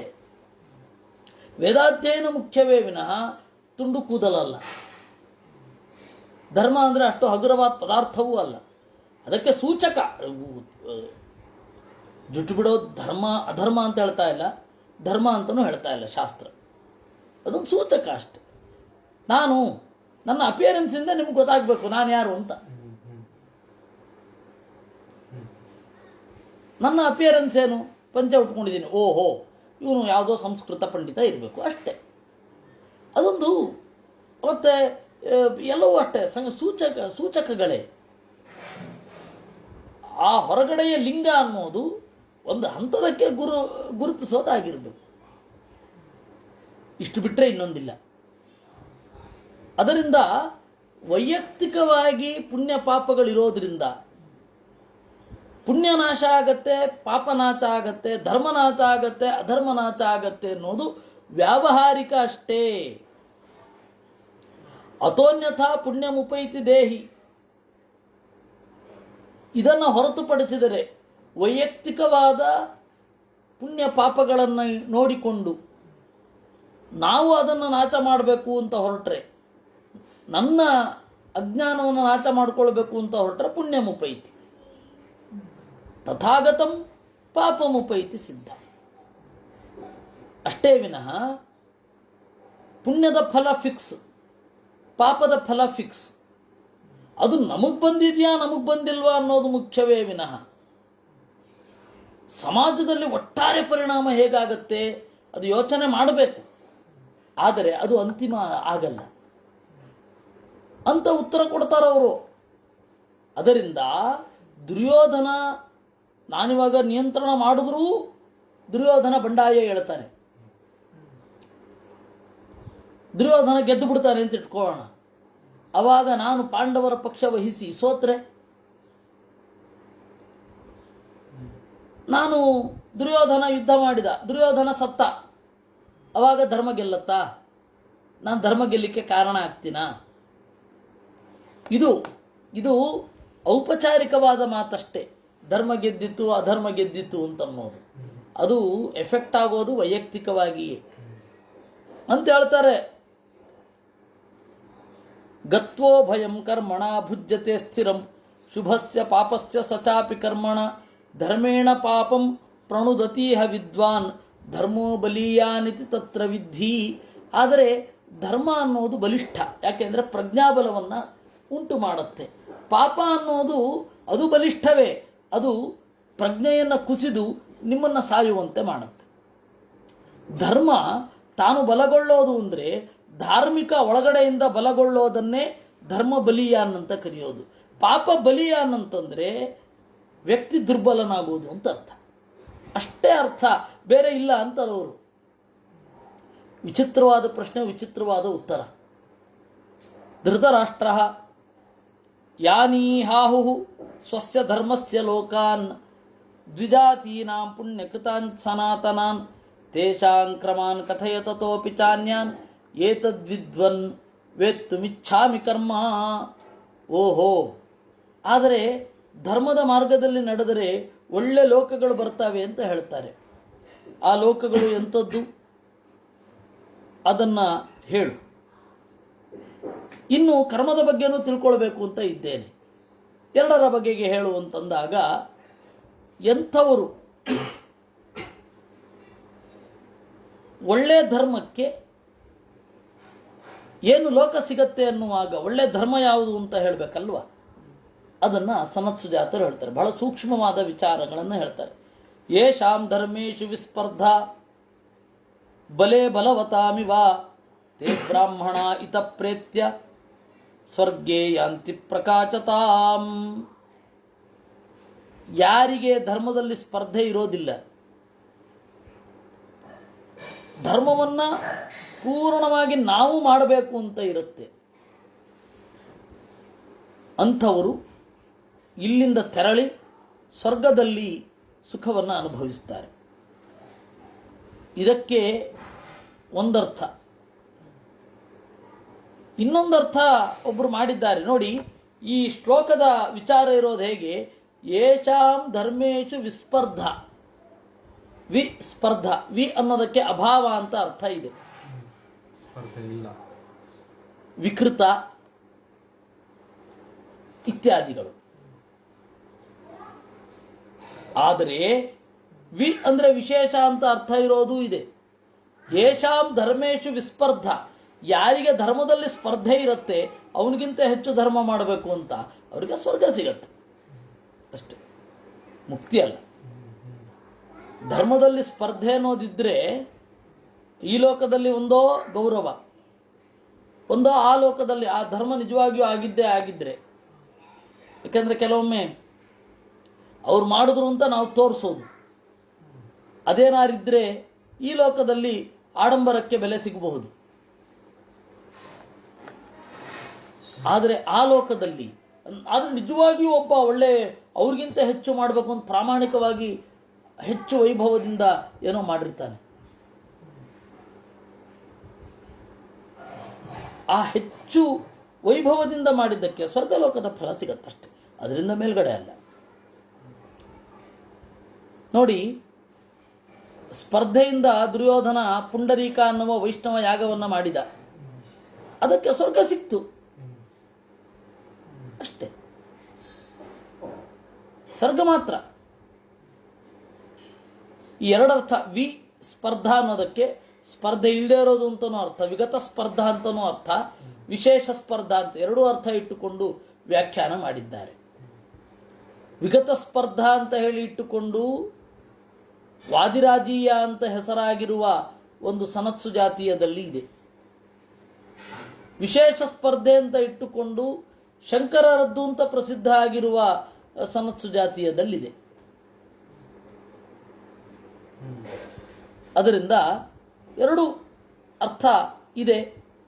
ನಮಗೆ ಇದು ಪುರಾಣಗಳ ಹಿನ್ನೆಲೆಯಲ್ಲಿ ಪರಿಶೀಲನೆಗೂ ಬರ್ತದೆ. ಹೀಗೆ ಸನತ್ಸು ಜಾತನ ಉತ್ತರ. ಇನ್ನು ಧರ್ಮದಲ್ಲಿ ಸ್ಪರ್ಧೆ ಇದ್ದರೆ ಜ್ಞಾನ ಬರೋಲ್ಲ. ನಾನು ಅದು ಮಾಡಿದೆ ಅಂತಲೇ ಮಾತ್ರ ಹೇಳುತ್ತೆ. ತಾಂ ಧರ್ಮೇ ಚನ ಸ್ಪರ್ಧಾ ತೇಷಾಂ ತಜ್ಞಾನತಾ ಧನಂ. ಅದಕ್ಕೆ ಜ್ಞಾನ ಬಂತು ಅಂದರೆ ಸ್ಪರ್ಧೆ ಇರಲ್ಲ, ಅವರಿಗೆ ಮುಕ್ತಿಯನ್ನು ಹೊಂದುತ್ತಾರೆ. ತೇ ಬ್ರಾಹ್ಮಣ ಇತೋ ಮುಕ್ತಾ ಸ್ವರ್ಗಂ ಯಾಂತಿ ತ್ರಿವಿಷ್ಟಪಂ ಅಂತ. ಇನ್ನು ಧರ್ಮದ ಸೂಕ್ಷ್ಮಗಳನ್ನು, ಧರ್ಮದ ಕಾನ್ಸೆಪ್ಟ್ ಬಗ್ಗೆ ಹೇಳ್ತಾರೆ. ಧರ್ಮ ಅಂದರೆ ರಿಚುವಲ್ಸ್ ಅಲ್ಲ, ಕಾನ್ಸೆಪ್ಟ್ ಬಿಹೈಂಡ್ ರಿಚುವಲ್ಸ್, ಅದನ್ನು ಹೇಳ್ತಾರೆ. ಅದನ್ನು ಮುಂದಿನ ಬಾರಿ ನೋಡೋಣ ಅಂತ ಹೇಳ್ತಾ ಇವತ್ತಿನ ಚಿಂತನೆಯನ್ನು ದೇವರಿಗೆ ಅರ್ಪಿಸೋಣ. ಸಂಜೆ ಸೇರೋಣ. ಕೃಷ್ಣಾರ್ಪಣಮಸ್ತು.